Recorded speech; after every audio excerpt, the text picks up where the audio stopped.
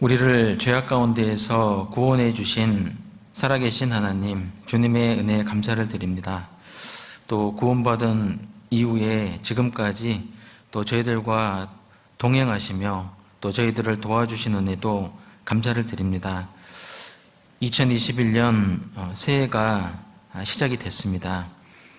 올 한 해 주님 안에서 세웠던 결심들, 또 목표들, 또 잘 이어나가서 올 한 해도 많은 열매를 맺는 그런 한 해가 될 수 있도록 도와주시기를 간절히 부탁드립니다. 내일부터 시작되는 대집회에도 주님께서 함께 하셔서 또 많은 영혼들이 하나님의 말씀 앞으로 나오고 또 구원받는 역사가 나타나도록 도와주시고 또 한 주간 말씀을 대언하시는 목사님의 입술을 주장하셔서 하나님의 말씀을 담대히 증거할 수 있도록 도와주시기를 부탁드립니다.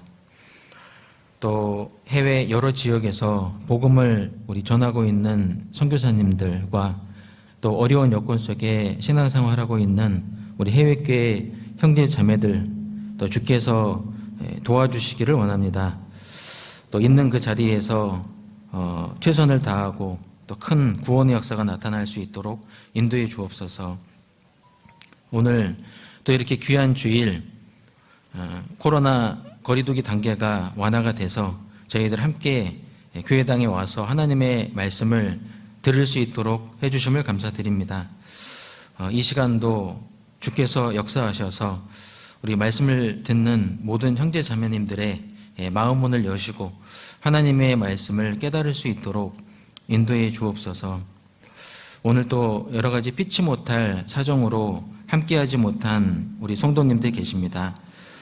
주님께서 그 마음과 생각을 지켜주시고 혹 건강이 좋지 않으신 분들 주님께서 또 건강이 회복이 돼서 또 다시 모여서 교제할 수 있도록 인도해 주옵소서. 한 시간 말씀의 시종을 오직 주 성령께 의지하오며 우리를 구원하신 예수님 이름으로 기도드렸습니다. 아멘. 성경 말씀 신명기 7장을 찾겠습니다. 신명기 7장 17절부터 19절까지 말씀입니다.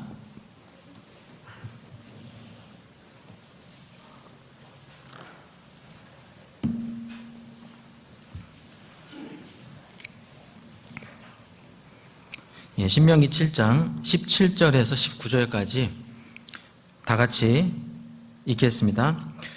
내가 혹시 심중에 이르기를 이 민족들이 나보다 많으니 내가 어찌 그를 쫓아낼 수 있으리요 하리라마는 그들을 두려워 말고 내 하나님 여호와께서 바로와 온 애굽에 행하신 것을 잘 기억하되 내 하나님 여호와께서 너를 인도하여 내실 때에 내가 목도한 큰 시험과 이적과 기사와 강한 손과 편팔을 기억하라.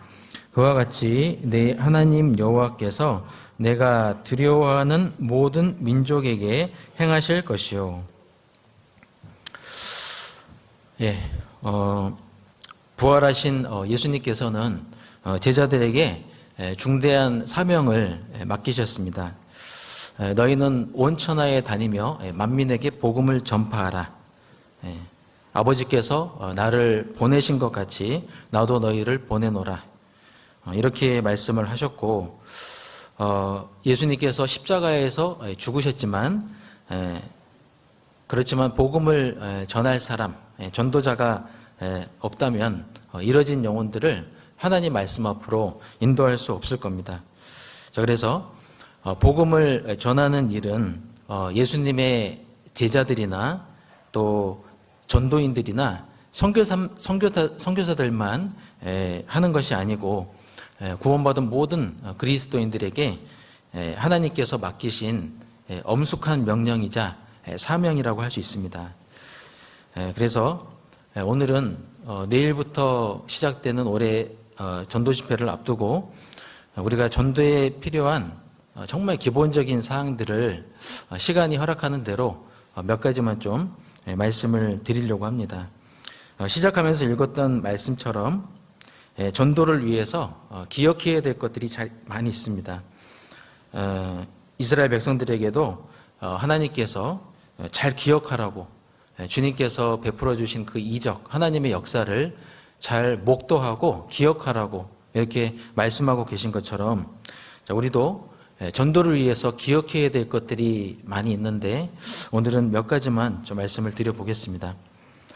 먼저 기억하는 것의 중요성에 대해서 좀 생각을 해보려고 합니다. 우리는 먼저 하나님의 은혜를 기억을 해야 됩니다. 구원은 하나님의 은혜를 믿음으로 단번에 받지만 그러나 신앙생활은 성장하는 믿음뿐만 아니라 꾸준히 잘 잊지 않고 기억해야 될 것들이 많이 있습니다. 그래서 기억하는 것은 아주 중요합니다. 신명기서, 우리가 시작하면서 읽었던 이 신명기서의 핵심 단어가 바로 기억하라 단어인데 이 신명기서에만 이 기억하라는 단어가 10번이 나옵니다. 그래서 하나님은 우리에게 기억하는 것의 중요성을 계속 강조를 하십니다. 이 신명기서는 그 이스라엘 민족들의 과거 역사에 대한 회고 장면이 많이 등장을 합니다. 왜냐하면 하나님은 이스라엘 백성들에게 지나간 역사 속에 그들에게 베풀어 주셨던 그 이적과 기적, 하나님의 은혜를 계속 상기시키고 이스라엘 백성들이 하나님만 의지하는 백성이 되기를 원하셨기 때문에 그래서 하나님은 과거에 대한 회고를 많이 보여주시고 그리고 기억하라고 10번이나 강조를 하고 있습니다. 자, 우리에게도 나를 구원해 주셨고 또 지금 이 순간까지 나와 동행해 주셨고 또 지금 이 순간까지 나와 함께 해주신 하나님, 나를 도우신 그 에베네셀의 하나님을 우리는 잘 기억해야 됩니다. 하나님의 교훈을 잘 기억하는 것이 우리 신앙생활에 큰 힘이 되거든요. 하나님의 은혜 안에서 우리는 강해질 수 있거든요. 자, 그래서 우리는 하나님의 은혜를 잘 기억을 해야 됩니다. 그러나 우리는 번영할 때, 잘 나갈 때 하나님의 은혜를 잊을까 조심해야 됩니다. 우리 시대의 특징은 아름다운 집과 물건들이 넘쳐나는 시대, 하나님을 잊기 가장 좋은 시대입니다. 그래서 우리는 세상의 어떤 번잡한 일들 또 먹고 사는 그런 문제로 생각이 가득해지면 우리가 하나님께서 내 인생 가운데 베풀어 주셨던 그 은혜들을 목도하고 기억하는 것이 어려워집니다. 또 계속 내가 징계를 받으면서도 잘 기억하지 못한다면 같은 실수를 계속 반복하고 있다면 그것은 마치 잠언 26장 11절 말씀처럼 개가 그 토한 것을 도로 먹는 것과 같은 삶이죠. 자, 그래서 우리는 잘 기억하는 게 중요하다. 자, 그래서 우리는 히브리서 12장 2절 말씀처럼 믿음의 주요 또 온전케 하시는 예수를 바라보자. 또 죄인들의 이같이 자기에게 거역한 일을 참으신 자를 생각하라 라는 말씀처럼 우리는 예수님을 바라보고 또 예수님이 내 삶 속에 행하신 일들을 자주 생각해 봐야 됩니다. 전도 집회를 통해서 우리는 영원한 멸망 가운데서 나를 구원해 주신 그 하나님의 그 은혜, 구원의 감격, 그리고 이 첫사랑의 기쁨을 다시 상기시키는 게 필요합니다. 그랬을 때 나의 올 한해의 삶, 그리고 또 나머지 나의 인생도 내가 정말 하나님을 위해 살아야 되겠다. 이런 마음의 다짐으로 살아갈 수 있을 겁니다. 이제 연초에 모임 때마다 올해 저의 표대 말씀은 이겁니다. 저의 신앙의 목표는 이것입니다. 이렇게 이제 간증들을 많이 하셨습니다. 자, 그런데 이 표대 말씀 하나만 가지고 1년을 버티기는 어렵죠. 우리는 날마다 말씀을 읽고 묵상함으로 그날 그날의 표대 말씀이 있어야 되고 그달 그달에 새로운 말씀들이 있어야 1년을 버틸 수 있을 겁니다. 자, 그리고 이 구약 성경에 이 므낫세 왕의 교훈을 통해서도 이 기억하는 것의 중요성을 좀 생각해 볼 수 있는데, 우리 열왕기하 21장 한번 찾아보겠습니다. 열왕기하 21장입니다. 열왕기하 21장 1절 말씀입니다.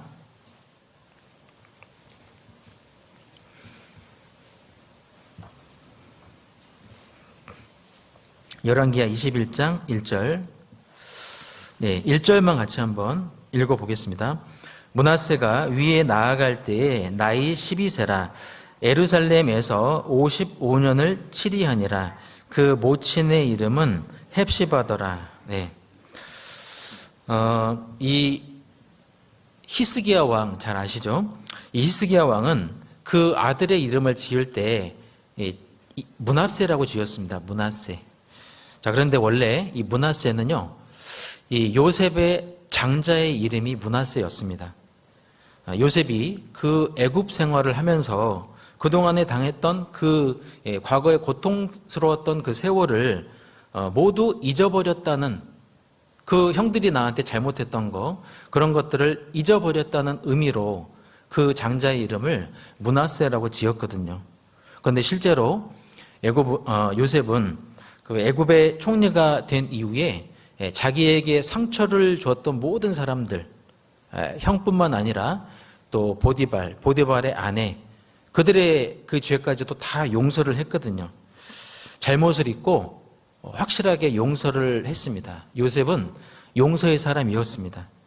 자, 그런데 이 히스기야 왕도 아들의 이름을 지을 때 므낫세라고 지었던 이유는 바로 하나님께서 그 아수르의 침략으로부터 그 이스라엘이 고통받았던 그런 시간들, 또 히스기야는 아주 중병에 걸렸었잖아요. 그 죽을 병에서 하나님께서 살려줬던 그 병에 걸려서 좌절했던 시간들, 그것을 하나님께서 잊게 해주셨다. 나의 모든 고난을 잊게 해주셨다는 의미에서 히스기야도 아들의 이름을 므낫세라고 지었던 겁니다. 자, 그래서 히스기야도 사실 요셉과 같은 심정으로 아들의 이름을 지었던 겁니다. 용서는, 진정한 용서는 잊어버리는 것에서 시작이 됩니다. 잊음에서 시작이 된다. 므낫세의 이름처럼. 그래서 있는 데서 시작되고 있는 데서 끝나는 것이 진정한 용서입니다. 구약에서도 이 용서의 의미로 시작된, 용서의 의미를 갖고 자주 사용된 단어들이 3개가 있는데, 잠언 17장 9절에 허물을 덮어주는 자는 사랑을 구하는 자요, 그 말씀처럼 덮는다, 지운다, 그리고 멀리 보내버린다, 이런 단어들이 많이 쓰였어요. 용서의 3F가 있습니다. forgive, 용서해라. forget, 잊어버려라. forever, 영원히. 이게 용서거든요. 그래서 요셉은 예수님의 가장 완벽한 모형에 해당하는 분이죠. 사실 예수님도 용서의 삶을 사셨거든요. 그런데 우리 육신은 눈에는 눈, 이에는 이로 갚으라고 그렇게 말하죠. 하지만 주님은 70번씩 7번이라도 용서하라고 말씀을 하십니다. 또 골로새서 3장 13절에도 피차 용서하되, 피차 용서하라고 하셨거든요. 피차 용서하란 말은 상대방만 나에게 허물이 있다는 뜻이 아니죠. 형제 자매들만 나에게 잘못한 것이 아니라 나도 형제 자매들에게 잘못한 것이 있다는 뜻이에요. 쌍방간에 문제가 있다는 뜻입니다. 피차 용서하되. 그리고 용서할 뿐만 아니라 그 위에 사랑까지 더하라고 하셨어요. 그것이 진정한 용서입니다. 나와 갈등이 많고 나와 잘 맞지 않는 형제 자매들과도 친하게 지내셔야 됩니다. 나와 갈등이 없고 잘 맞는 형제 자매들과 잘 지내는 것은 누구나 쉽게 할 수 있죠. 하지만 나와 잘 맞지 않는 형제 자매들과도 잘 지내야 됩니다. 그래야 하나님께 더 큰 상이 있습니다. 너희가 너희를 사랑하는 자를 사랑하면 무슨 상이 있으리요? 주님께서도 그렇게 말씀을 하셨죠. 혹 내가 교회에 대해서 섭섭한 마음, 또 형제 자매들에 대해서 섭섭한 마음이 있다 하더라도요, 우리는 그것을 버려야 합니다. 잊어버려야 됩니다. 고린도 교회는 하나님이 세우신 교회지만 교회에 불협화음이 있다고 해서 그 교회를 떠난 사람들은 어리석은 사람들이거든요. 자, 그래서 우리는 잊어야 됩니다. 므낫세, 잊어버림. 그리고 그 요셉의 차자의 이름은 에브라임이었잖아요. 창성함. 잊어버리니까 창성케 하신 거거든요. 집안에서도 형제들 간에 갈등과 다툼이 많으면 당연히 부모는 근심과 걱정거리가 될 수밖에 없듯이 교회 안에 우리 형제 자매들 간의 사랑이 부족해지면 집회 때도 하나님이 크게 역사하실 수가 없습니다. 우리는 그것을 마음에 반드시 새겨야 됩니다. 자, 그리고 므낫세의 삶도 우리에게 교훈이 되는데, 므낫세의 이름, 잊어버림이라는 그 단어도 교훈이 되는데, 므낫세의 그 삶도 우리에게 교훈이 됩니다. 므낫세의 그 삶은 자신의 이름의 뜻과 같이 경건한 삶을 살지 못했거든요. 하나님의 교훈을 잊고 살았습니다. 자, 그래서 거기 열왕기하 찾으신 열왕기하 21장 2절에 보시면 므낫세가 여호와 보시기에 악을 행하여 여호와께서 이스라엘 자손 앞에서 쫓아내신 이방 사람의 가증한 일을 본받아서 그 부친 히스기야의 헐어버린 산당을 다시 세우며 이스라엘 왕 아합의 소위를 본받아 바알을 위하여 단을 쌓으며 아세라 목상을 만들며 하늘의 1월 성신을 숭배하여 섬기며. 이 므낫세는 12세, 그러니까 초등학교 5학년 나이에 그 아버지 히스기야를 이어서 왕이 됐습니다. 그런데 이 므낫세는 어렸을 때부터 이 아버지로부터 신앙교육을 받았음에도 불구하고 그 교훈들을 잊어버렸습니다. 그리고 아버지가 이렇게 놓은 그 신앙 개혁도 그냥 잊어버렸어요. 그 결과 이 므낫세는 남유다의 멸망에 아주 결정적인 역할을 하게 됩니다. 아주 악한 왕으로 성경에 기록이 됩니다. 그 부친 히스기야가 헐어버린 산당을 다시 세웠다고 그랬어요. 또 그 9절에도 보면 그 악을 행한 것이 여호와께서 이스라엘 자손 앞에서 멸하신 열방보다 더 심했다고 그랬거든요. 그러니까 이 므낫세의 악행이 얼마나 심각했는지 우리가 가히 짐작을 할 수가 있는 겁니다. 부모는 그 자녀의 이름을 지어줄 때 자녀가 주님 뜻대로 살기를 원하는 마음으로 이름을 지어주잖아요. 그런 마음으로 이름을 지어주신 분들이 많죠. 예를 들면은 우리 이제 김준호 형제님 아들도 주만이잖아요. 주만이. 주만 바라볼지라. 또 은혜라는 이름을 지어준 그런 자녀들도 많이 있으시죠. 하나님의 은혜 안에서 살으라고 평생. 자, 그런 것처럼 자녀의 이름 속에는 그 부모의 뜻이 담겨 있습니다. 그런데 므낫세는 아버지의 뜻대로 선한 왕이 되지 못하고 악한 왕이 되어버렸어요. 자기 이름값을 못한 겁니다. 자, 그런데 주님께서는 우리에게도 우리가 주님 뜻대로 살기를 바라는 마음으로 아주 고귀한 이름 하나를 지어주셨어요. 그리스도인. 하나님이 우리에게 지어주신 너무나 귀한 아름다운 그런 이름입니다. 자, 그래서 우리는 그리스도인이라는 세상에서 가장 귀하고 아름다운 그 이름값을 해야 되겠죠. 빌립보서 1장 27절 말씀처럼 오직 너희는 그리스도 복음에 합당하게 생활하라. 너희가 일심으로 서서 한 뜻으로 복음의 신앙을 위해서 협력해라. 이렇게 말씀을 하십니다.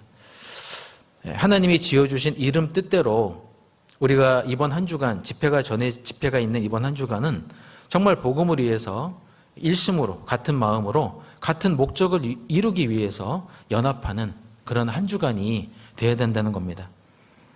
자, 그리고 이제 오늘 말씀에 본론인데요. 마지막 때 전도자. 우리는 마지막 주자죠. 복음의 마지막 주자입니다.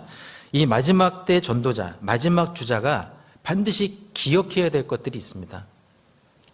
한 10가지 정도로 한번 정리를 해봤는데요. 아마 시간 관계상 다는 못할 것 같고요. 시간 되는 대로 좀 말씀을 드려보겠습니다. 자, 첫 번째는 우리가 반드시 기억해야 될 첫 번째는 우리 시대가 마지막 때임을 기억해야 됩니다.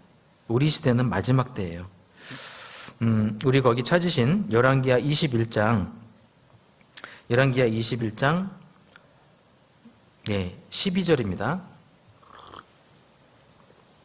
12절에 그러므로 이스라엘 하나님 여호와가 말하노니 내가 이제 예루살렘과 유다의 재앙을 내리리니 듣는 자마다 두 귀가 울리리라. 남유다가 멸망을 하게 된 이 결정적인 원인이 바로 므낫세 왕의 죄 때문이었다. 이렇게 말씀을 드렸죠.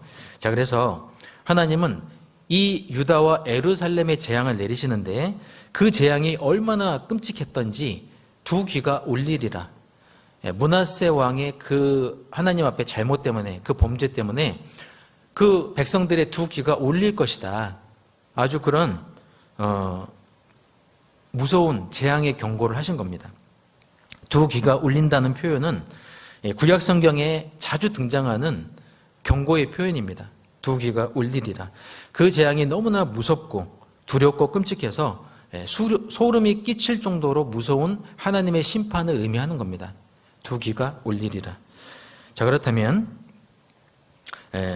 이 두 귀가 울린다는 말은 하나님의 심판을 나타낼 때도 사용이 되고 도저히 일어날 것 같지 않았던 어떤 일이 일어날 때, 상상도 못했던 일이 일어날 때 두 귀가 울린다는 표현을 쓰거든요.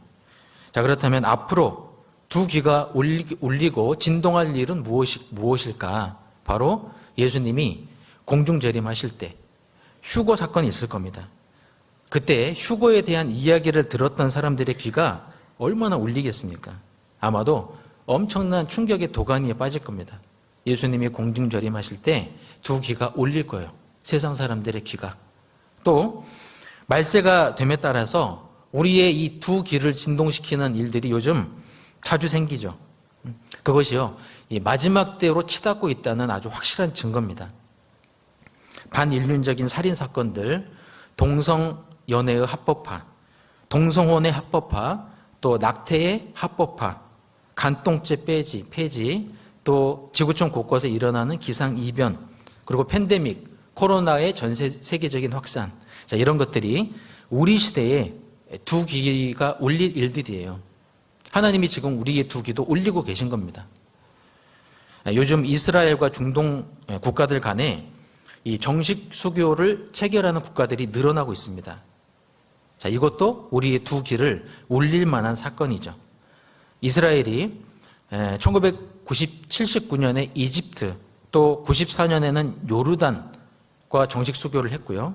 또 26년 만에 아랍에미리트 바레인과도 정식 수교를 맺었고 그 협정의 이름이 아브라함 협정입니다.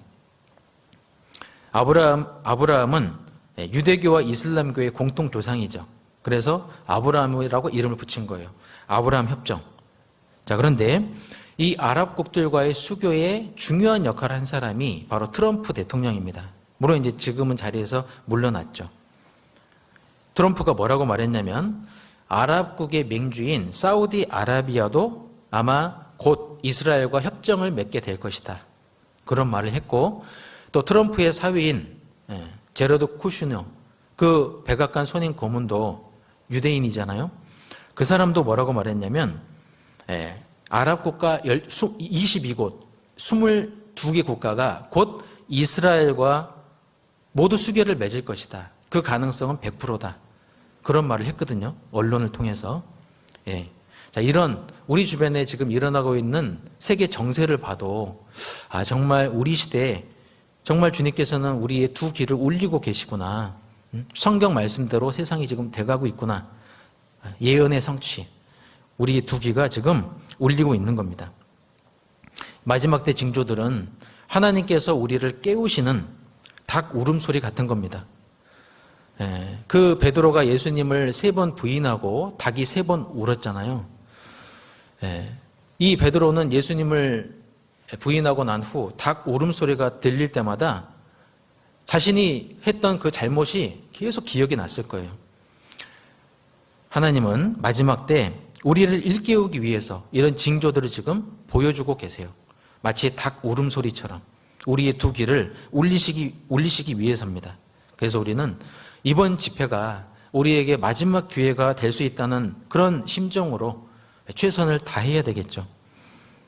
자, 그리고 우리가 기억해야 될 두 번째는 내가 가라지가 될 수 있다는 사실을 기억해야 됩니다. 우리 마태복음 13장 한번 찾아볼게요. 마태복음 13장.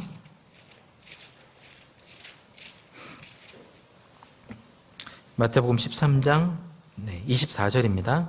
마태복음 13장 24절.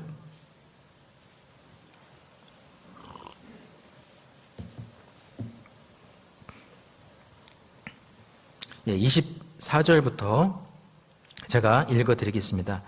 예수께서 그들 앞에 또 비유를 베풀어 가라사대 천국은 좋은 씨를 제 밭에 뿌린 사람과 같으니 사람들이 잘 때에 그 원수가 와서 곡식 가운데 가라지를 덧뿌리고 갔더니 싹이 나고 결실할 때에 가라지도 보이거늘 집주인의 종들이 와서 말하되 주여 밭에 좋은 씨를 심지 아니하였나이까 그러면 가라지가 어디서 생겼나이까 주인이 가로되 원수가 이렇게 하였구나 종들이 말하되 그러면 우리가 가서 이것을 뽑기를 원하시나이까. 자, 29절과 30절은 같이 읽겠습니다.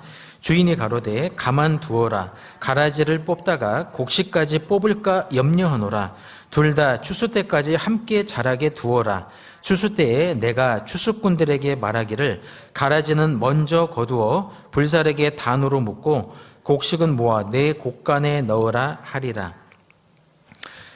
이 마태복음 13장은 곡식과 가라지 비유가 나오는데 이 복음으로 구원받는 역사 속에 진정으로 그 복음을 받아들이지 않고 구원받지 못한 사람들이 섞여 있을 수 있다는 것을 예수님께서 비유로 알려주신 말씀입니다. 자, 그래서 이 좋은 씨를 뿌리는 사람은 예수님이고 그리고 밭은 세상을 나타내고 씨는 좋은 씨는 구원받은 사람 그리고 가라지는 구원받지 못한 사람을 나타냅니다. 그리고 그 가라지를 심은 원수는 마귀고 가라지의 운명은 불못 지옥이죠. 자, 그래서 우리가 읽었던 이 말씀 속에 예수님께서 뭐라고 하셨냐면 29절에 가만두어라 가라지를 뽑다가 곡식까지 뽑을까 염려하노라 이런 말씀을 하셨고 둘 다 추수 때까지 함께 자라게 두어라 이렇게 말씀을 하시죠.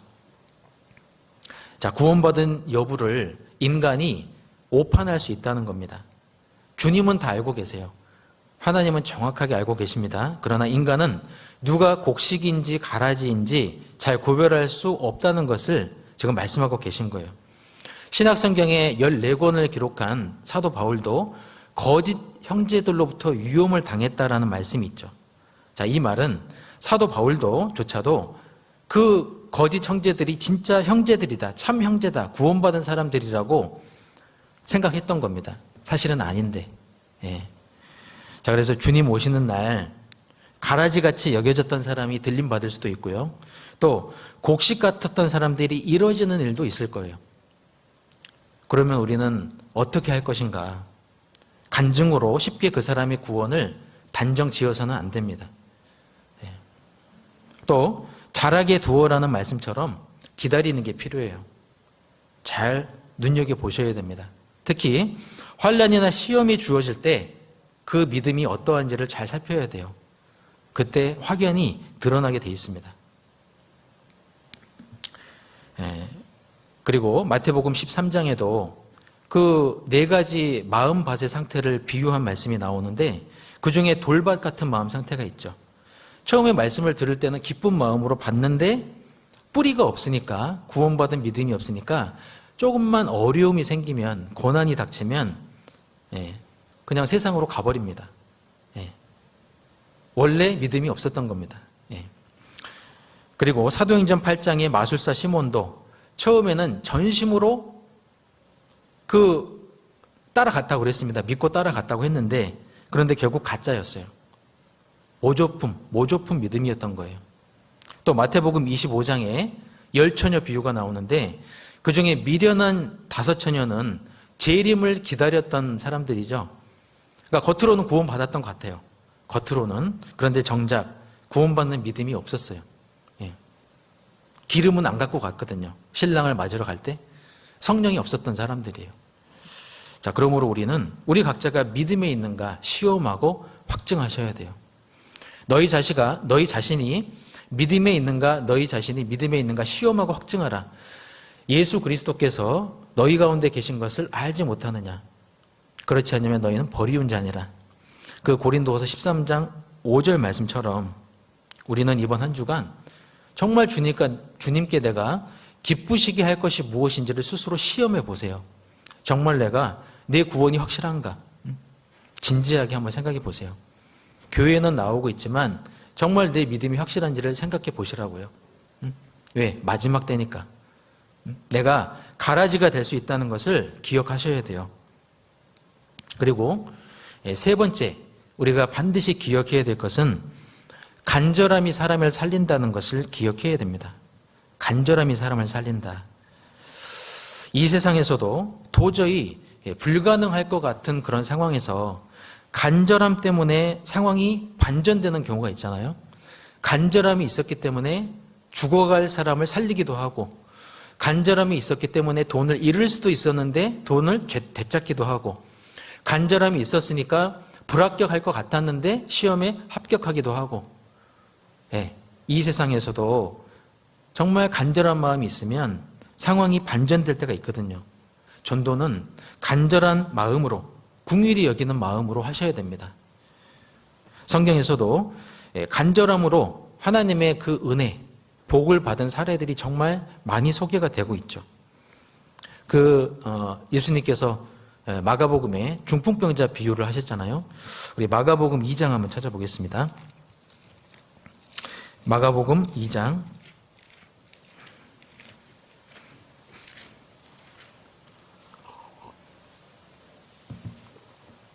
마가복음 2장 1절입니다. 마가복음 2장 1절부터 제가 읽어드리겠습니다. 수일 후에 예수께서 다시 가버나움에 들어가시니 집에 계신 소문이 들린지라 많은 사람이 모여서 문 앞에라도 용신할 수 없게 되었는데 예수께서 저희에게 도를 말씀하시더니 사람들이 한 중풍병자를 4사람에게 메워 가지고 예수께로 올세 무리를 인하여 예수께 데려갈 수 없으므로 그 계신 곳에 지붕을 뜯어 구멍을 내고 중풍병자의 누운 상을 달아내리니. 자, 5절만 같이 읽어보겠습니다.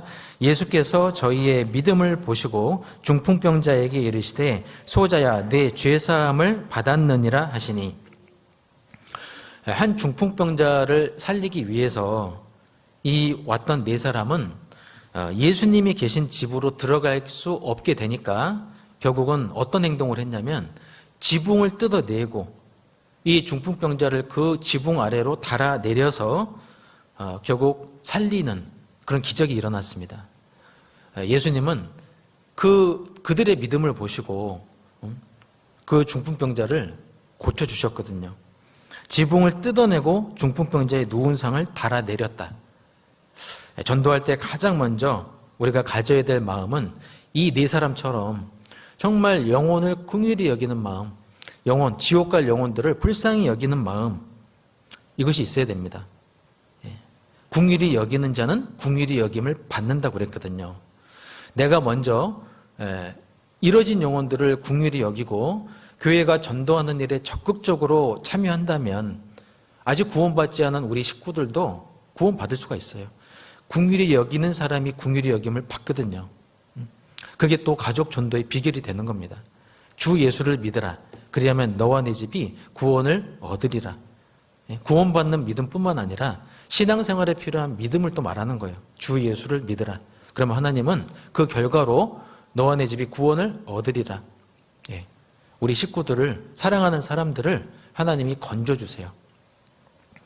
이 중풍병자들의 행동은, 중풍병자를 건친 이 4사람의 행동은 왜 이런 행동이 나왔냐면 불쌍히 여기는 마음이 있었기 때문이다.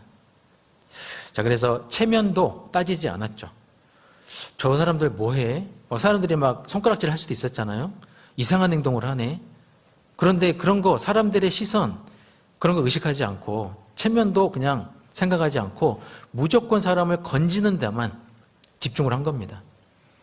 그 응급실에 실려온 그 위급한 환자, 그 환자를 바라보는 의사는 어디에만 집중을 해야 될까요? 그 환자에만 집중해야 돼요. 다른 데 신경 쓰면 안 되죠. 또 화재 현장의 119 구급대원은 누구를 신경 써야 될까요? 그 불구덩이 속에 죽어가는 그 사람, 거기에만 집중해야지 다른 데 신경 쓸 여력이 없거든요. 자, 그런 것처럼 우리는요, 이 전도 집회 때 이뤄진 영혼들 한 명 한 명에게 집중을 해야 됩니다. 영혼들을 정말 불쌍히 여기는 마음이 있어야 됩니다. 저희의 믿음을 보시고 고쳐주셨다. 자, 이 말은 중풍병자의 믿음도 있어야 되고 말씀을 듣는 사람의 믿음도 있어야 되고 전도하는 사람의 믿음도 있어야 된다는 거예요. 이 중풍병자를 낳은 네 사람의 믿음도 보신 거거든요. 이 두 가지가 잘 조화가 될 때 구원받는 역사가 나타나는 겁니다.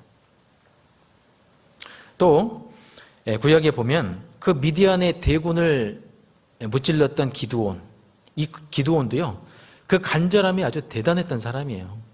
우리 사사기 6장 한번 찾아보겠습니다. 사사기 6장 36절입니다. 구약 성경 371쪽.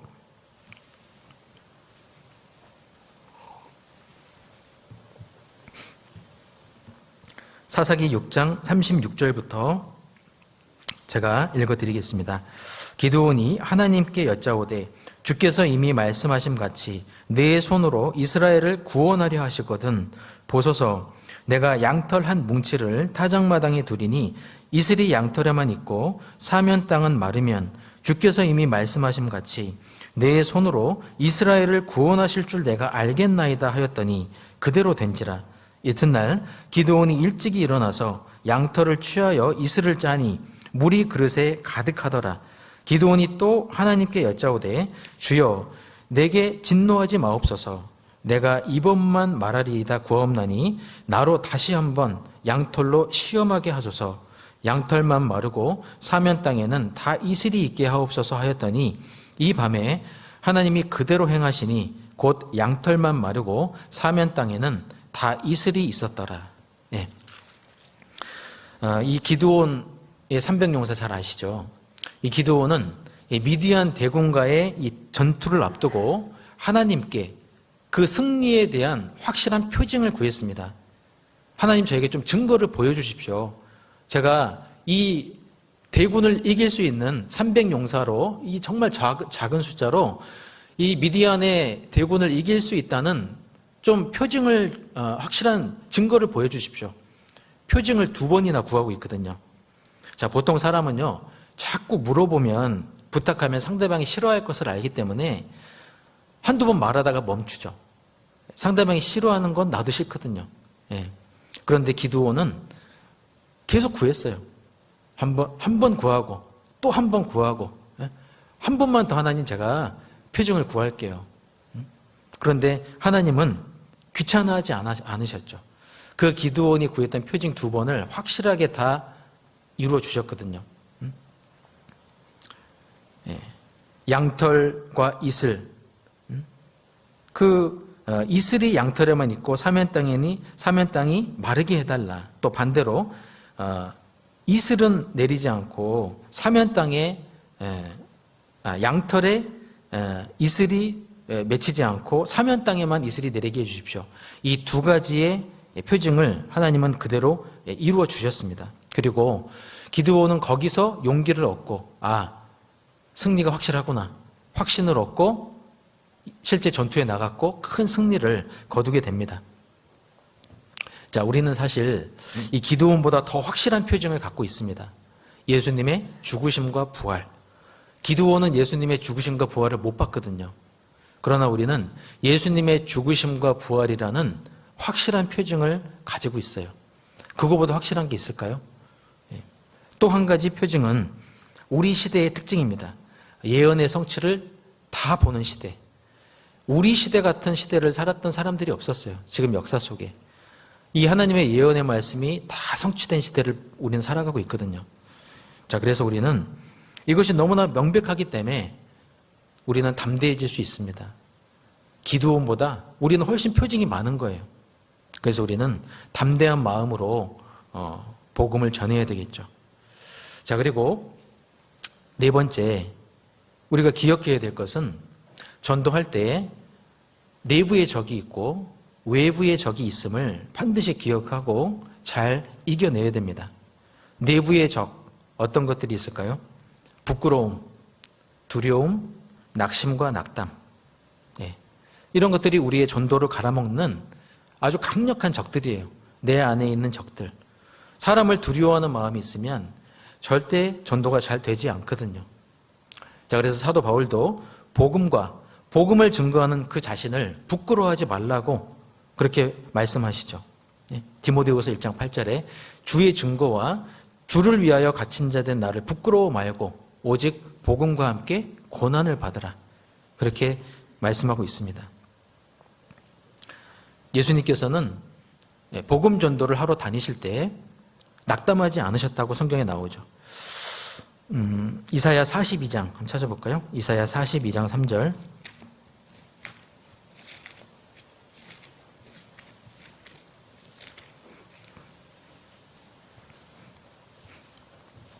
이사야 42장 3절 1016쪽입니다. 이사야 42장 3절 4절 말씀 같이 읽어보겠습니다. 상한 갈대를 꺾지 아니하며 꺼져가는 등불을 끄지 아니하고 진리로 공의를 베풀 것이며 그는 쇠하지 아니하며 낙담하지 아니하고 세상에 공의를 세우기에 이르리니 섬들이 그 교훈을 앙망하리라. 주님은 이 상한 갈대 같은 우리는 정말 구원받기 전에 인생을 한번 생각해 보세요. 우리 인생이 정말 상한 갈대 같지 않았습니까? 정말 우리 인생이 험난했어요. 너무 인생이 힘들죠. 정말 죽고 싶다. 이런 어떤 마음까지 가지신 분도 있을지 몰라요. 대부분 힘들 때 구원받거든요. 고난 중에 있을 때. 주님은 이 상한 갈대 같은 그리고 꺼져가는 심지 같은 그 고약한 냄새를 풍겼던 우리들을 건져주셨죠. 끝까지 버리지 아니하시고 구원하셨잖아요. 우리 이뤄진 영혼들에 대한 무한한 동정과 사랑을 갖고 계신 분입니다. 그런데 그리스도인들도 주님의 이 마음처럼 꺼져가는 심지를 끄지 않아야 됩니다. 내가 구원받기 전을 한번 생각해 보세요. 나도 상한 갈대였고 꺼져가는 심지 같은 사람이었거든요. 고약한 냄새를 풍겼던 사람이에요, 나도. 그런데 내가 전도하는 사람이 그렇다고 해서 우리는 전도를 포기하면 안 되죠. 또 전도하다가 낙담하면 안 됩니다. 우리 주님도 4절 말씀에 쇠하지 않고 낙담하지 않았다고 그랬거든요. 낙담하지 아니하고. 우리도 전도하다가 실패해도 낙심하고 낙담하지 않아야 됩니다. 갈라디아서 6장 9절에도 우리가 선을 행하되 낙심하지 말지니 피곤하지 아니하면 때가 이름에 거두리라. 선을 행하다, 전도를 하다가 혹 전도가 잘 안 돼서 안 좋은 소리를 들어서 핍박이 있어서 낙담하는 것은 주님의 뜻이 아닙니다. 마태복음 5장 10절에 의를 위하여 핍박을 받는 자는 복이 있다고 그랬거든요. 전도하다가 핍박이 있는 거예요. 그건 너무 당연한 거거든요. 먼저 십자가를 지고 고난길을 가셨던 그 핍박받은 예수님을 우리는 뒤따라가고 있는 거예요. 그게 신앙생활이거든요. 그러니까 전도할 때 핍박이 있는 것을 이상히 여길 것이 아니라 낙담할 것만이 아니라 우리는 더 담대해져야 됩니다. 마귀가 그리스도인들을 무너뜨리기 위해서 사용하는 최고의 무기가 뭐냐면 낙심이거든요. 낙담이거든요. 전도하다가 실패해도 상이 있어요. 실패해도 의를 위하여 핍박받는 자는 복이 있다고 그랬잖아요. 그죠? 그래서 우리는 하나님의 약속을 믿고 낙심해서는 안 되겠습니다. 또 외부의 적이 있음을 알고 잘 이겨내야 됩니다. 하나님께서 광야 생활 중에 있던 이스라엘 백성들에게 이렇게 말씀하시죠. 내 하나님 여호와께서 이 40년 동안 너로 광야의 길을 걷게 하신 것을 기억하라. 예, 기억하라고 하셨어요. 신앙생활은 십자가를 지고 주님을 따라가는 삶이거든요. 이스라엘 백성들만 광야길이 있었던 것이 아니라 우리도 지금 광야의 길을 걷고 있는 겁니다. 천성을 향해서 나아가고 있는 거예요. 우리는 그걸 기억해야 됩니다. 복음과 함께 고난을 받으라. 하나님의 능력을 조차 복음과 함께 고난을 받으라. 고난은 있지만 주님께서 도와주신다. 그래서 우리는 핍박이 있을 때 포기하거나 실망하거나 낙심하지 말고 하나님의 도우심을 믿고 더 담대하게 복음을 전해야 됩니다. 마태복음 10장도 한번 찾아보겠습니다. 마태복음 10장 34절입니다.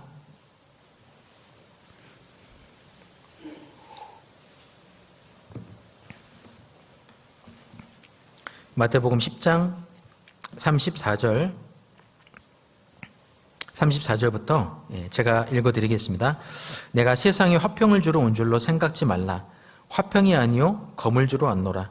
내가 온 것은 사람이 그 아비와 딸이 어미와 며느리가 그 시어미와 불화하게 하려 함이니 사람의 원수가 자기 집안 식구리라.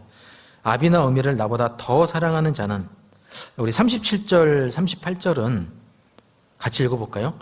아비나 어미를 나보다 더 사랑하는 자는 내게 합당치 아니하고 아들이나 딸을 나보다 더 사랑하는 자도 내게 합당치 아니하고 또 자기 십자가를 지고 나를 좇지 않는 자도 내게 합당치 아니하니라. 전도할 때 합당하지 않은 세 가지가 나오죠. 부모를 주님보다 사랑하는 것, 또 자식을 주님보다 더 사랑하는 것, 또 자기 십자가를 지지 않는 것. 전도할 때 합당하지 않은 마음이죠. 내가 혹 전도하다가 죽을지도 모른다. 어떤 사람과의 관계가 단절될지도 모른다. 이런 감정을 내가 지금 느끼고 있지 못하다면 그것은 내가 지금 세상과 타협되어 있다는 증거입니다. 전도하다 보면 반드시 이 과정을 거치게 돼 있거든요. 정상적인 복음의 길을 내가 가고 있다면 가족들과의 불화도 있고 소중한 친구들로부터 외면당할 수도 있고 또 안락한 직장과 이별이 있을 수도 있어요. 어떤 방해, 실패, 어려움이 많을수록 그것은 내가 올바로 살고 있다는 증거거든요.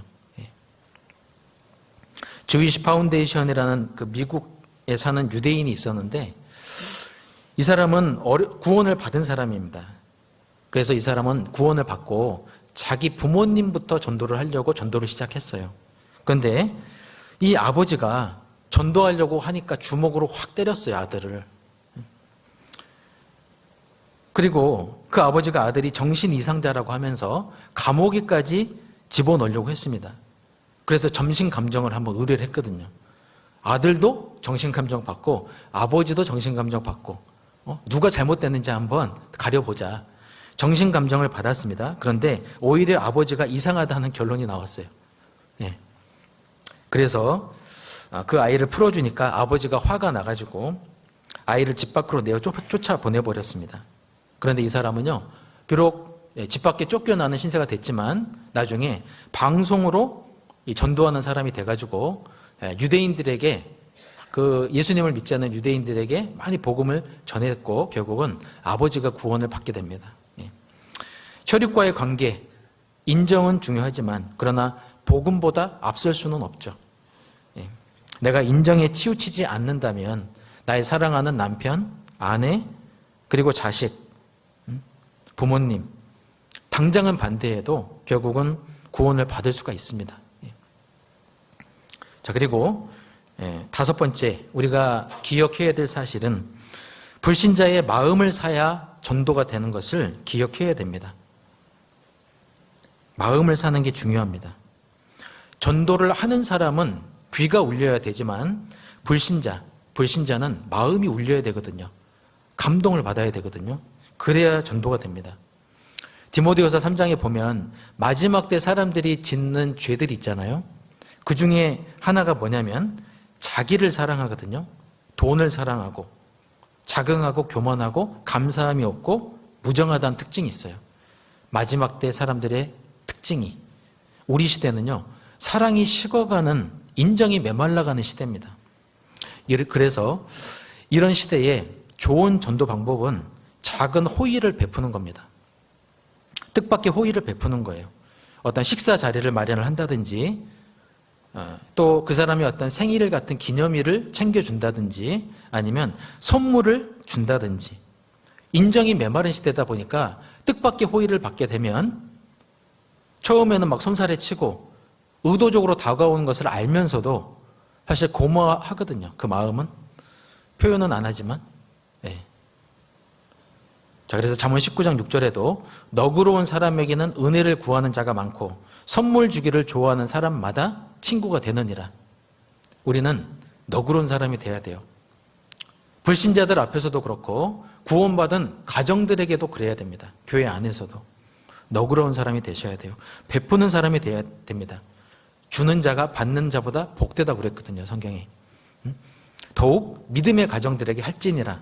선한 일을 하되 더욱 믿음의 가정들에게 하라고 하셨거든요. 누가복음 16장 9절에도 불의의 제물로 친구를 사귀라. 그리하면 없어질 때에 저희가 영원한 초소로 너희를 영접하리라. 재물 자체는 악은 아니지만 그러나 그 돈을 어디에다 쓰느냐에 따라 하나님 앞에서는 불이한 게 될 수 있어요. 하나님이 나에게 맡기신 재물을 선한 목적, 복음 전하는 일에 써야 됩니다. 그게 불의의 재물로 친구를 사귀는 사람이에요. 그랬을 때 영원한 초소로 영접한다고 하나님이 약속하시거든요. 그래서 우리는 불신자들을 직접 만나야 되고 지속적으로 찾아가야 됩니다. 예수님도 공생의 당시에 잃어진 그 양들을 직접 찾아다니셨거든요. 인자에 온 것은 잃어버린 자를 찾아 구원하려 함이니라. 정말 예수님은 쉴 겨를도 없이 우리가 다른 마을로 가자, 거기서도 전도하리니, 그러면서 제자들 데리고 다니시면서 열심히 전도하셨죠. 예수님은 사람들이 그분께 오기를 기다린 게 아니라 먼저 찾아가셨어요. 잃어진 영혼들을 찾아서. 그래서 우리도 이 전도해야 될 사람이 있다면 다른 사람들과 접촉할 기회를 찾고 또 그들과 자연스럽게 대화를 나눠봐야 됩니다. 관심을 가져야 됩니다. 전도할 분들을 짧은 만남이라도 인내심을 갖고 꾸준히 만나면서 마음을 사는 게 필요해요.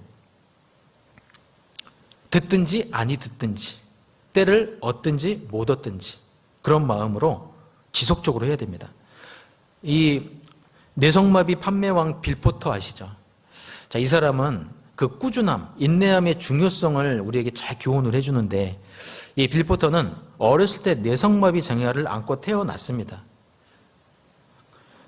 그리고 어머니와 오랫동안 취업 자리를 같이 구해봤지만 매번 거절을 당했어요. 장애가 있으니까. 회사에서 고용을 안 했던 겁니다. 또 그런 와중에 이 영업사원을 모집하는 그 생활용품 회사인 와킨스사 또 찾아가 봤는데 거기서도 거절을 당했어요. 그런데 빌포터는 결심을 합니다. 그러면 이렇게 하자. 나는 아무도 원하지 않는 곳, 가장 힘든 곳으로 보내달라고 하자. 그렇게 해서 다시 갔거든요. 그리고 결국은 채용이 됐어요. 그리고 이 빌포터는요, 그 불편한 몸을 이끌고 매일같이 무려 24년 동안이라는 시간 동안 자신의 고객들을 계속 찾아갔습니다. 하루도 빠지지 않고 거절해도 물건 안 사준다고 해도 계속 갔거든요. 계속. 결국은 이 고객들도 이 빌포터의 성실함에 반해가지고 감동을 받아가지고 결국 이 빌포터는요 와킨스사의 판매왕이 됐습니다. 근데 지금도 그 기록이 깨지지 않고 있어요. 느린 걸음이었지만 절대 멈추지 않았죠. 전도도 이렇게 해야 될 것 같아요. 아무도 원하지 않는 곳으로 가라고 하면 가고, 정말 가장 힘든 사람, 상대하기 힘든 사람 전도하라고 해도 해야 되거든요. 그리고 지속적으로 해야 되거든요. 꾸준하게. 자, 그래서 우리는 직접 지속적으로 찾아가는 게 필요합니다. 자, 그리고 6번째로 우리가 기억해야 될 사실은 희생과 헌신이 있어야 전도됨을 기억해야 됩니다. 모든 일은, 세상의 모든 일은 반드시 수고와 희생이 있어야 결과를 볼 수 있거든요. 우리 마태복음 13장 44절 한번 찾아볼게요. 마태복음 13장 44절입니다.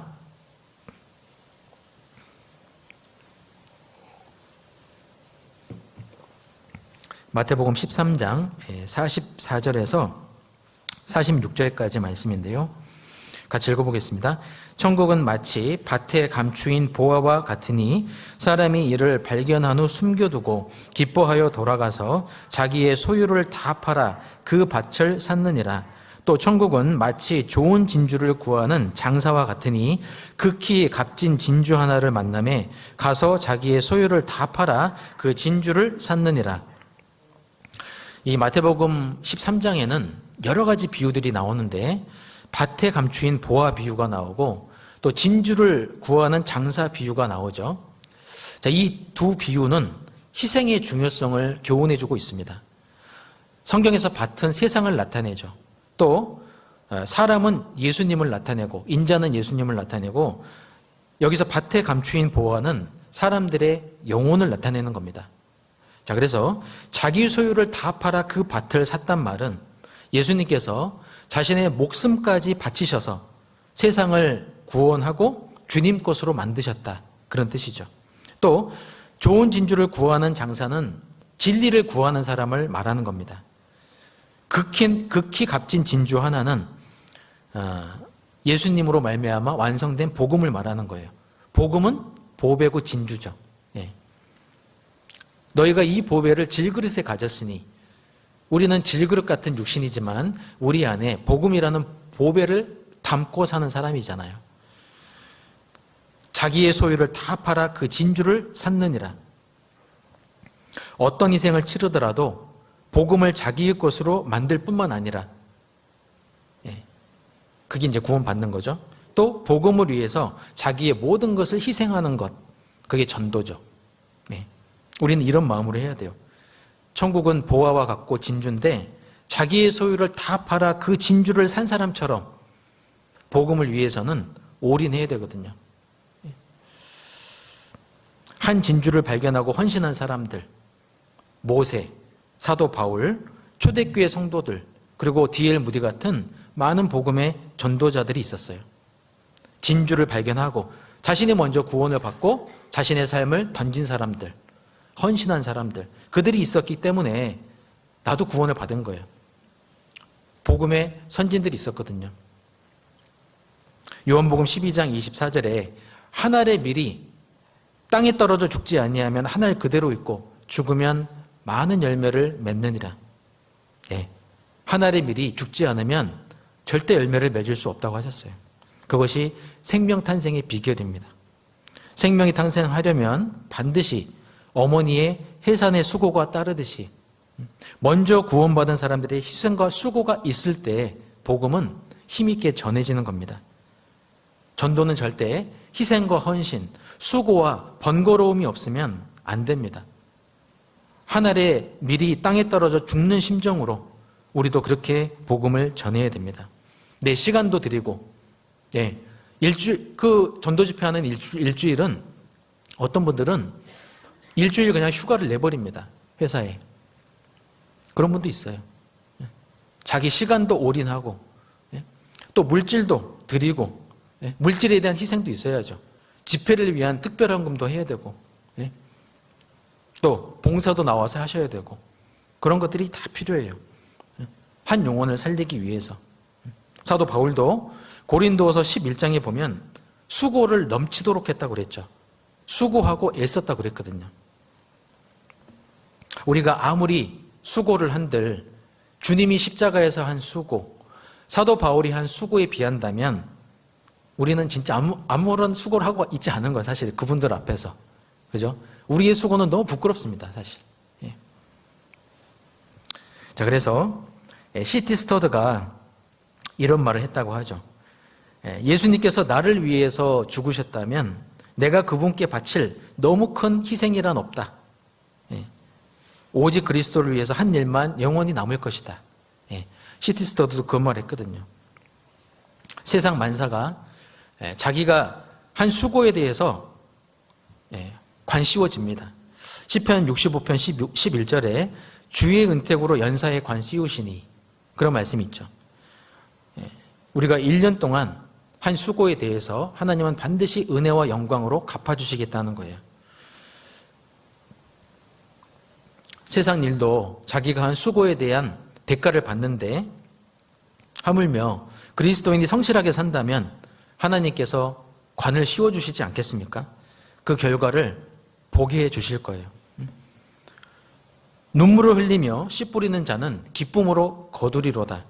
울며 씨를 뿌리러 나가는 자는 정녕 기쁨으로 그 단을 가지고 돌아오리로다.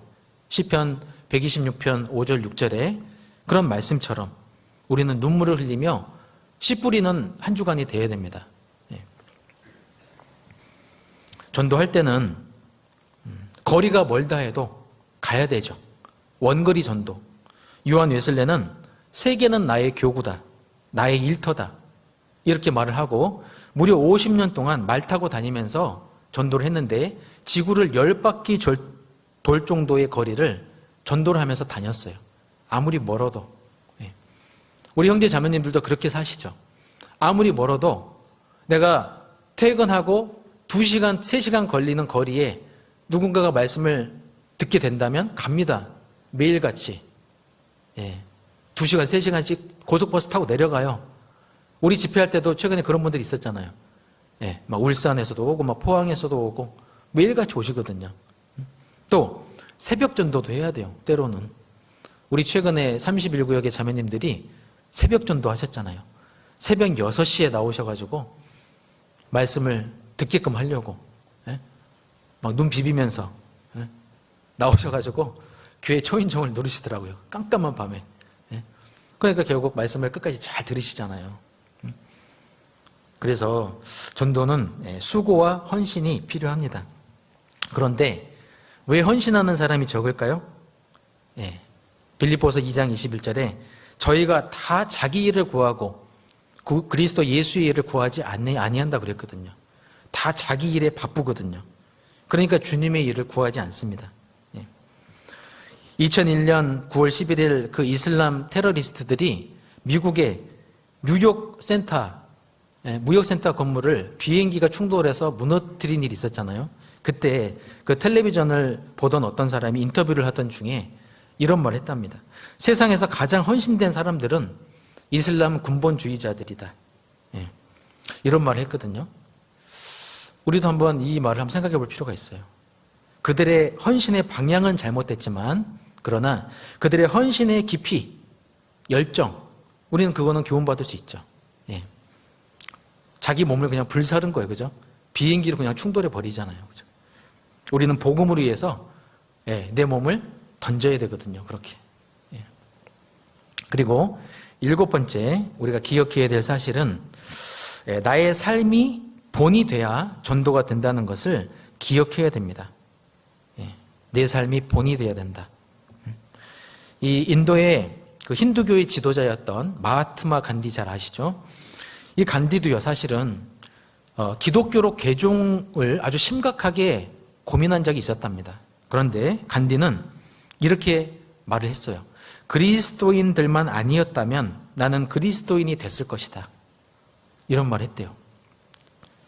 자, 이 말의 뜻은 간디 주변에 있었던 그리스도인들은 생활로 그리스도인이라는 것을 증거하지 못했던 겁니다. 그리스도인의 향기를 나타내지 못했던 거예요. 세상의 빛과 소금 역할을 못했던 거예요. 이런 말을 들을 때 참 가슴이 아프죠. 내 삶이 모범적이지 못하면 절대 전도할 분들의 마음이 열리지 않습니다. 우리가 전도해야 될 대상자들은 우리의 행위를 봐요. 행위를. 그래서 마태복음 16절에도 5장 16절에도 너희 빛을 사람 앞에 비치게 하여 저희로 너희 착한 행실을 보고 하늘에 계신 너희 아버지께 영광을 돌리게 하라 그랬거든요. 착한 행실을 보고해요. 또 베드로전서 3장 1절에도 아내된 자들아 이와 같이 남편에게 순종하라.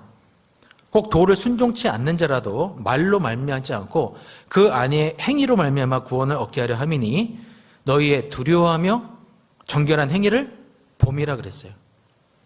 행위를 봐요, 행위를.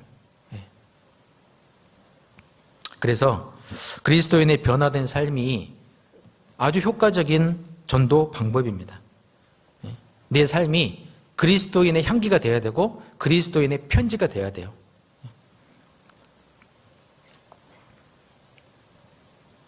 그리고 영혼을 전도하는 사람은 깨끗해야 되죠. 욥기 22장 30절에 내 손이 깨끗함을 인하여 그런 자가 건지심을 입으리라. 우리가 하나님께 영혼을 전도하려면 자신이 먼저 하나님을 가까이 하고 마음과 생활 속에 숨은 죄가 없이 깨끗해야 됩니다. 그래야 담대하게 전할 수 있어요. 나에게 죄가 있는데 어떻게 떳떳하게 복음을 전할 수 있겠어요? 마음속이 벌써 어두운데. 확실한 증인의 말은 힘이 있다고 그랬는데 힘있게 입에서 말씀이 나오겠냐는 거예요. 내 삶이 죄 가운데 있는데. 자, 그래서 그리스도인은 전도할 때 가장 깨끗해지고 침체됐던 신앙이 회복되는 계기가 됩니다. 공격이 최선의 방어죠. 또 구르는 돌에는 이끼가 끼지 않죠. 또 취직을 해야 일찍 일어나는 거예요. 게을렀던 사람도. 우리 자매님들도 외출을 해야 얼굴에 화장이라도 하잖아요. 예. 전도할 때 가장 우리는 깨끗한 삶을 살 수 있는 겁니다. 스펄전도 그랬답니다. 예. 자신에게 그 승리하는 삶의 비결을 묻는 사람에게 다른 거 없습니다. 저의 승리의 비결은 바로 전도입니다. 전도라고 말했어요. 예. 자, 그리고 8번째 우리가 기억해야 될 사실은 전도할 때는 지혜가 필요함을 기억해야 됩니다. 우리 마태복음 10장 16절 한번 찾아볼게요. 마태복음 10장 16절입니다.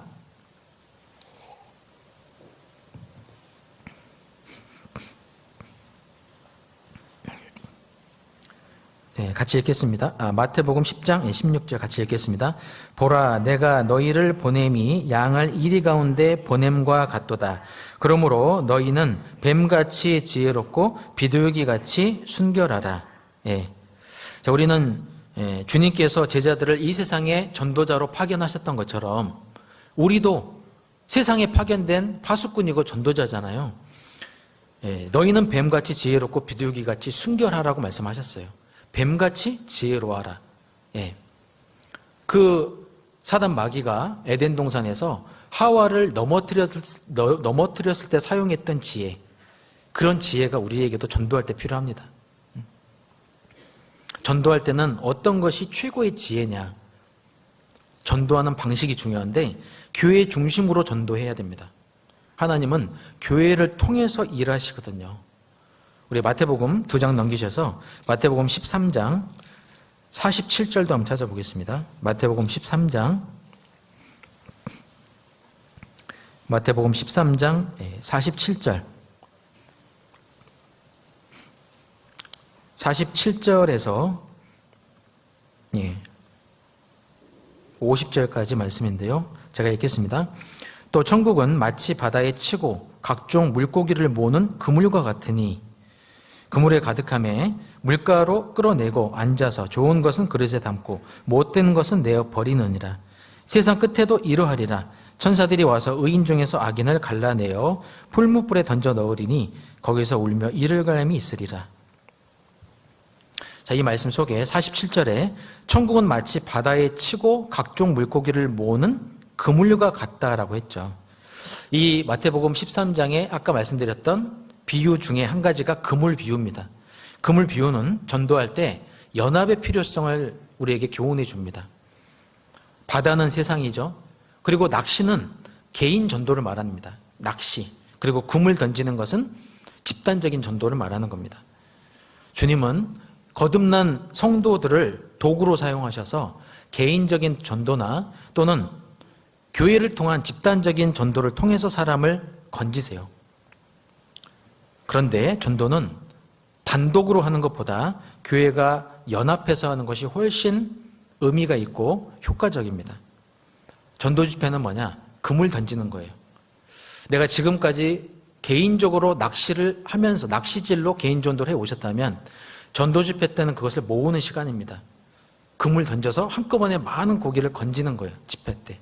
예. 그러니까 당연히 물고기 잡을 때 그물이 훨씬 효과적이듯이 개인적으로 전도하는 것보다 교회를 통해서 같이 연합하는 게 훨씬 효과적인 전도법입니다.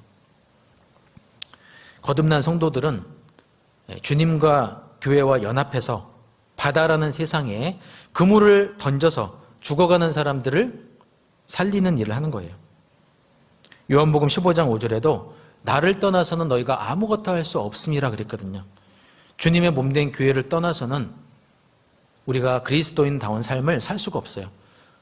아무것도 할 수 없다고 그랬거든요. 우리는 이 말을 심각하게 받아들여야 됩니다. 아무것도 할 수 없는 삶, 하나님 앞에 아무것도 할 수 없는 삶, 그렇게 살고 싶으세요? 정말 우리가 원치 않는 그런 삶이죠.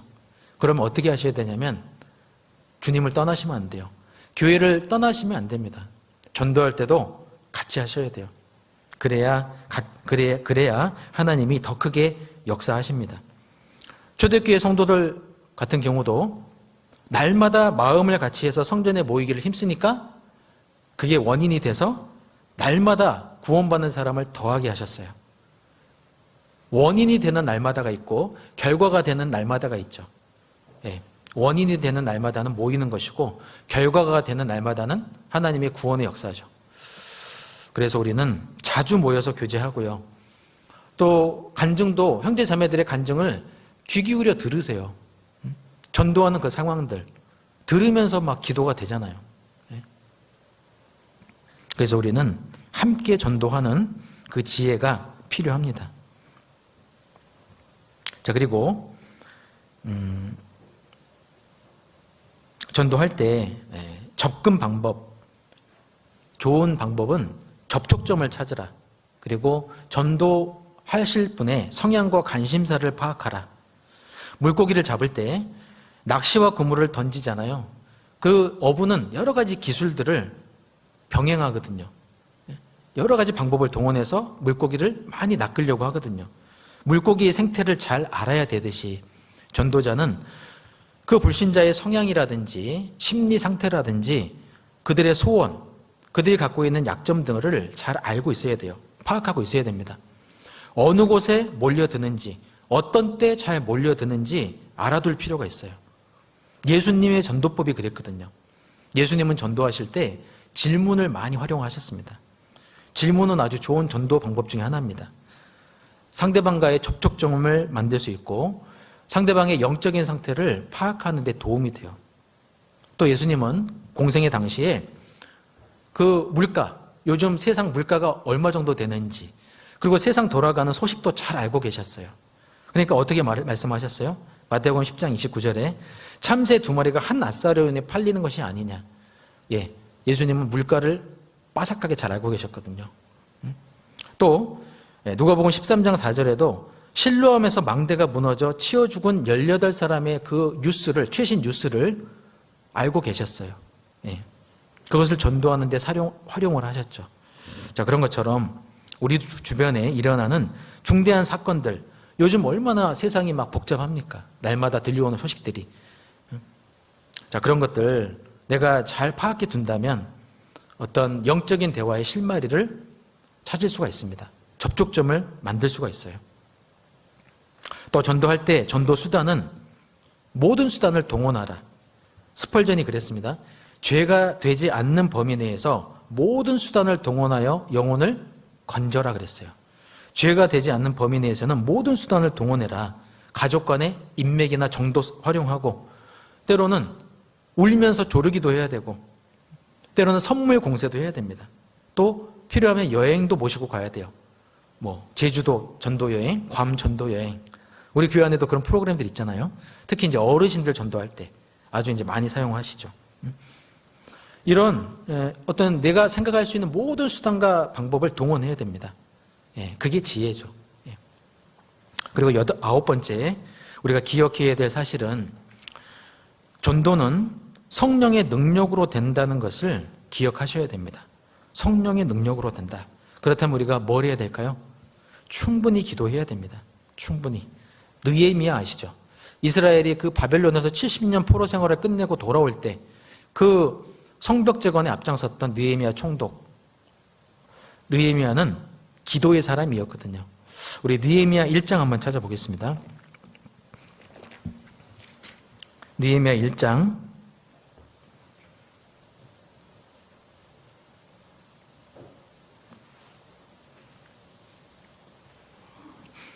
느헤미야 1장 2절에 보시면 나의 한 형제 중 하나니가 두어 사람과 함께 유다에서 이르렀기로 내가 그 사로잡힘을 면하고 남아있는 유다 사람과 예루살렘 형편을 물은즉 저희가 내게 이르되 사로잡힘을 면하고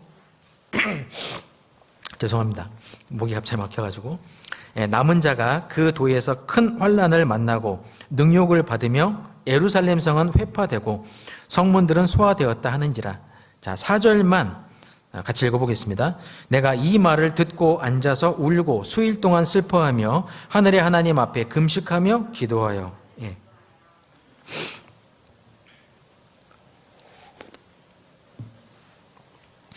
자, 이 느헤미야는 예루살렘 성벽을 재건하는 일에 귀하게 쓰임받은 일꾼입니다. 그 예루살렘의 소식을 전해 들었어요. 회파된 성벽, 그 엄청난 공사를 앞두고 백성들의 마음을 잘 모았죠. 그래서 52일 만에 이 거대한 공사를 성사를 시킨 겁니다. 이 느헤미야는 이 예루살렘의 성벽이 무너지고 성문이 소화됐다는 그 소식을 듣고요. 너무나 안타까워하고 금식하면서 기도했다고 나오죠. 슬퍼하고 울고 수일 동안 슬퍼하고 하나님 앞에 금식하며 기도했다. 그래서 느헤미야는 하나님 앞에 충분히 기도한 그런 일들, 기도로 충분히 적셔진 일들만 하나님이 축복해 주신다는 것을 잘 알았던 거예요. 그러니까 눈물의 기도를 한 겁니다. 우리가 전도할 때도 전도가 잘 안 되고 싶지 않지만 주변의 여러 가지 상황들을 변화시키는 힘은 기도에서 나온다는 것을 우리 잊어서는 안 됩니다. 기도 없이는 전도가 될 수 없다. 이 일에 성취가 있을 수 없다는 것을 우리는 교훈받아야 됩니다. 느헤미야는 기도하면서 하나님의 때를 기다릴 줄 알았어요. 무려 4개월간을 기도했거든요. 예루살렘 성벽을 재건하기까지 그 소식을 듣고 4개월 동안 충분히 기다리면서 때를 기다리면서 기도했습니다. 전도는 영적인 것이기 때문에 우리의 그런 인간적인 생각과는 다를 때가 많아요. 그러니까 우리는 기도해야 됩니다. 기도하고 충분히 준비하고 나가면 사람의 마음도 쉽게 열려지는 것을 우리는 경험할 때가 많습니다. 그래서 이사야 30장 18절에 이렇게 말씀이 돼 있죠. 여호와께서 기다리시나니 이는 너희에게 은혜를 베풀려 하시며, 이런 말씀이 있어요. 내가 왜 지금 기도 부탁을 하고 오랫동안 기도해 온 사람들의 전도가 잘 안 될까? 왜 남편에 대한 전도가 계속 막힐까? 자, 그 이유 중에 하나는 하나님께서 기다리고 계신 거예요. 그 기도하고 있는 분에게 은혜를 베풀기 위해서 기다리고 계신 거예요. 우리는 그 사실을 기억해야 됩니다. 그렇다면 우리는 기도하면서 때를 기다려야 돼요. 은혜를 베풀기 위해 지금 은혜 보따리를 하나님이 풀려고 준비하고 계신 거예요. 내가 기도하는 모습을 보고. 자, 그래서 우리는 충분히 기도해야 되고요. 또 모임 중에 형제 자매들의 기도 부탁을 메모하잖아요. 이미 적어놓은 것을 다시 보는 게 기도거든요. 그러니까 꼼꼼히 잘 메모를 하세요. 그 메모를 볼 때마다 기도 부탁했던 분들, 그들의 심정으로 같이 우리가 기도할 수 있을 겁니다. 중국의 선교사 아버지였던 허드슨 테일러 아시죠? 우리 여기 이제 계단 올라올 때도 이 믿음의 선진들 다보 게시판에 해놨는데 허드슨 테일러 나중에 내려갈 때 한번 보세요. 이 허드슨 테일러가 중국 선교의 대표자가 됐는데 중국의 각 지역별로 전도하기 좋은 지역과 안 좋은 지역을 구분을 했습니다. 그런데 자기 생각에 도저히 전도가 안 될 것 같은 지역이 하나 있었어요. 광저우라는 지역이 있었거든요. 광저우 아시죠? 그런데 이 광저우 지방에서 전도가 잘 됐어요. 자기 생각에는 전도가 안 될 것 같은데, 그래서 굉장히 이상히 여겼습니다.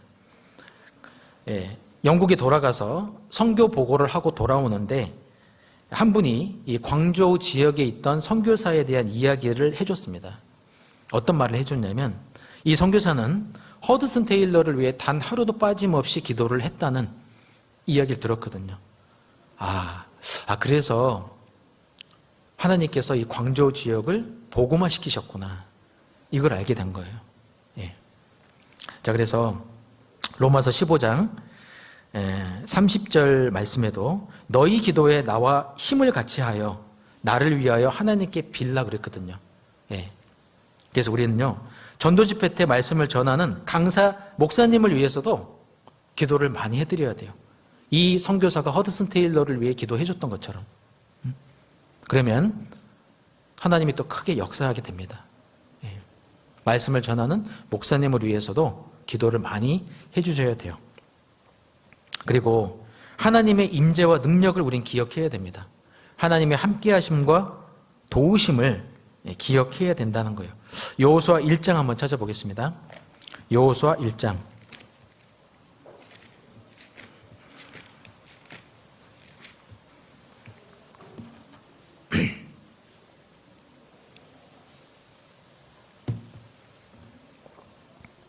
여호수아 1장 1절입니다. 여호와의 종 모세가 죽은 후에 여호와께서 모세의 시종 눈의 아들 여호수아에게 일러 가라사대 건너뛰어서 5절입니다. 너의 평생에 너를 능히 당할 자 없으리니 내가 모세와 함께 있던 것 같이 너와 함께 있을 것임이라. 내가 너를 떠나지 아니하며 버리지 아니하리니. 자, 건너뛰어서 9절만 같이 읽어볼까요? 내가 내게 명한 것이 아니냐. 마음을 강하게 하고 담대히 하라. 두려워 말며 놀라지 말라. 내가 어디로 가든지 내 하나님 여호와가 너와 함께 하느니라.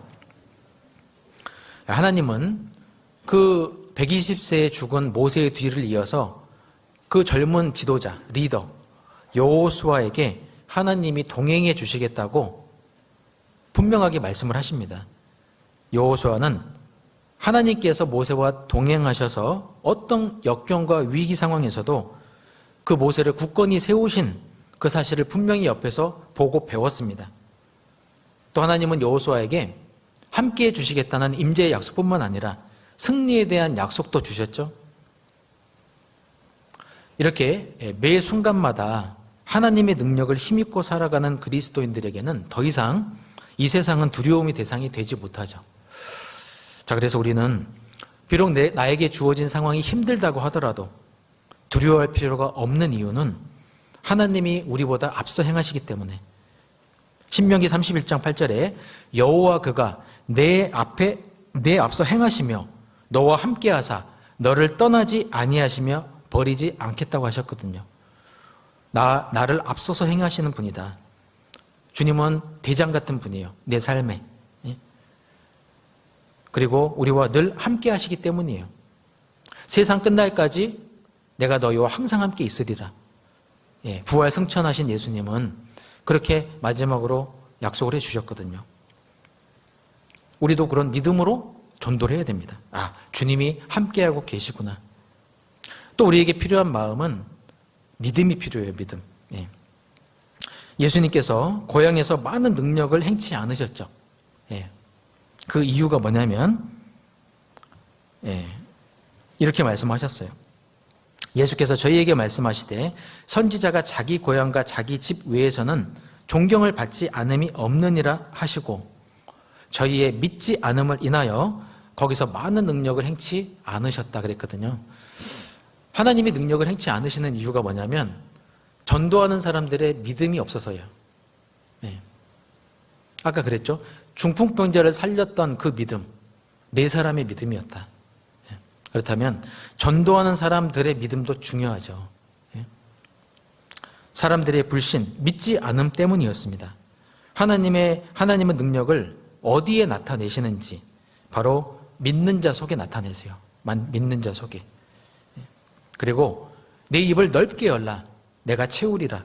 마음의 입을 넓게 여는 자에게 하나님은 역사하세요. 믿음이 없는 곳에는 하나님의 역사를 나타내실 수가 없습니다. 특히 구원받지 못한 가족이 있는 분들은 이 말씀을 마음에 새겨야 됩니다. 예. 믿음을 갖고 전도하시라 그 얘기죠. 자, 그래서 하나님이 하실 일은 그의 능력을 나타내 보이시는 것이고 사람이 할 일은 믿음을 보이는 것입니다. 전도를 위해 하나님이 하시는 일이 있고 우리가 해야 될 일이 있어요. 자, 그리고 마지막으로 우리가 기억해야 될 사실은 10번째입니다. 사후 관리도 중요함을 기억해야 됩니다. 사후 관리가 뭘까요? 교제 연결. 예수님의 제자였던 베드로와 사도 요한은 어부들이었죠. 그런데 주님께서 이 두 사람을 부르실 때 주목하신 게 있었어요. 두 사람의 은사가 달랐습니다. 베드로는 그물 던지는 걸 보실 때 부르셨어요. 그리고 사도 요한은 그물을 깁고 있을 때 부르셨거든요. 실제로 그 사역 속에 베드로는 영혼을 건지는 특별한 재능을 갖고 있었던 분입니다. 그리고 요한은 그 구원받은 영혼들이 세상으로 빠져나가지 않도록 하나로 묶는데 특별한 은사를 갖고 있었던 분이에요. 예. 자, 그래서 베드로는 소망의 사도였죠. 소망의 사도. 그래서 베드로가 기록한 베드로 전후서를 보시면 그 서신서들의 특징은 소망을 주고 있습니다. 우리에게 소망의 중요성을 계속 일깨워줘요. 예. 우리는 소망으로 구원을 받았죠. 또 실제로 여러 가지 소망들을 품고 삽니다. 영생에 대한 소망, 부활에 대한 소망, 천국에 대한 소망, 상급에 대한 소망, 이런 소망들을 붙잡고 살아가시잖아요. 예? 이 소망을 붙잡는 것이 우리 영혼의 닷과 같다고 그랬거든요, 성경에.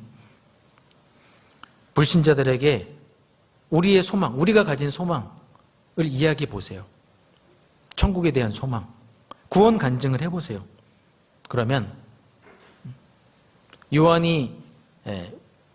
베드로가 그물을 던졌을 때 고기들이 몰려들었던 것처럼 영혼들이 몰려들 겁니다. 우리의 소망을 이야기해 보세요. 또 요한은 어떻게 하면 물고기들이 빠져나가지 않을 것을 잘 알았기 때문에 사람이 어떻게 하면 세상으로 빠져나가지 않는지, 또 서로를 잘 묶어주는 끈은 무엇인지 잘 알고 있었어요. 그래서 그 요한이 기록한 서신서들을 보면 요한 1, 2, 3서, 또 사복음서 중에는 요한복음, 또 요한계시록, 이런 책들이 있는데 사랑을 강조하고 있죠. 사람을 하나로 묶는 게 뭐냐? 사랑이라는 거예요, 사랑. 자, 그래서 사람을 낚는 사람이 되려면 우리는 소망의 사람이 되어야 됩니다. 베드로처럼. 그리고 사람을 붙잡아주고 싶은 사람이 되려면 우리 안에 사랑이 많아야 돼요. 주님께 받은 사랑이 있어야 됩니다.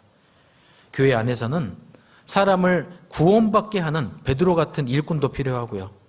또 구원받은 사람을 세우는 일에 요한 같은 그런 일꾼도 있어야 됩니다. 그래서 전도는 말씀을 전해서 구원받게 할 뿐만 아니라 그 구원받은 영혼들을 주님의 몸된 교회에 잘 연결시켜서 성장할 수 있도록 도와주는 데까지가 전도입니다. 사후관리도 잘 하셔야 돼요. 우리 교회는 그런 프로그램들이 잘 돼 있죠.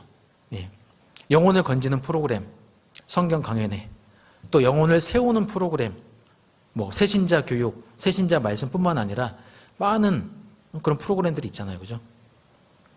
자, 그래서 교제 연결도 중요함을 우리는 기억을 해야 되겠습니다. 그래서 10가지를 말씀을 드렸는데 다시 한번 정리를 해볼게요. 마지막 때 전도자가 기억해야 될 10가지. 첫 번째는 우리 시대가 마지막 때라는 걸 기억해야 됩니다. 두 번째는 내가 가라지가 될 수 있다는 사실을 기억해야 되고, 세 번째는 간절함이 사람을 살린다. 그리고 네 번째는 전도할 때는 내부 외부의 적이 있음을 알고 잘 이겨내야 된다. 다섯 번째는 불신자의 마음을 사야 전도가 된다는 것. 전도자는 귀가 울려야 되지만, 경고를 받아야 되지만, 불신자는 마음이 울려야, 감동받아야 전도가 된다. 그걸 기억해야 됩니다. 여섯 번째는 희생과 헌신이 있을 때 전도가 된다. 일곱 번째는 나의 삶이 본이 돼야 전도가 된다. 그리고 8번째는 전도할 때는 지혜가 필요하다. 9번째, 전도는 성령의 능력으로만 된다. 10번째는 사후관리, 교제 연결도 중요하다. 아마 이 외에도 많이 있을 겁니다. 그런데 시간 관계상 이 정도만 말씀을 드리고 말씀을 마쳐야 되겠습니다. 우리는 전도할 때 참 필요한 것들이 많이 있는데 오늘은 정말 기본적인 것들을 말씀을 드렸습니다. 그래서 또 오늘 우리가 받은 교훈들을 잘 마음에 새겨서요. 정말 내일부터 시작되는 집회뿐만 아니라 올 한 해 우리 구미교회를 통해 많은 역사들이 나타나고 그런 열매들이 많이 나타나는 한 해가 됐으면 좋겠습니다. 기도하고 마치겠습니다. 사랑과 은혜가 충만하신 아버지 하나님 감사합니다.